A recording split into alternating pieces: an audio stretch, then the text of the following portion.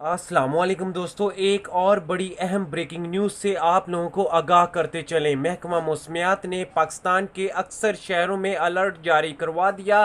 कौन से शहरों में अलर्ट जारी करवा दिया आप लोगों को बताएंगे इसी शॉर्ट सी वीडियो में। तो वीडियो पूरी देखनी है, लेकिन वीडियो को आगे बढ़ाने से पहले एक रिक्वेस्ट हम करते हैं अपने प्यार से हाथों से इस वीडियो को एक लाइक कर दीजिएगा।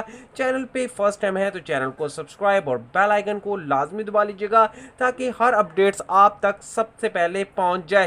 प्यार दोस्तों, महकमा मौसमियात की जानिब से पाकिस्तान के बड़े शहरों यानी कराची, लाहौर और फैसलाबाद को अलर्ट जारी करवा दिया गया है। इन चंद दिनों के अंदर काली आंधी और तूफान आने के खतरात नजर आ रहे हैं। तो आप लोगों को बताते चले, महकमा मौसमियात ने पाकिस्तान के इन बड़े शहरों में अलर्ट जारी करवाते हुए ये कहा है कि बड़े सफ़र से परहेज़ कीजिए, क्योंकि बड़े सफ़र से आपकी जान को खतरा हो सकता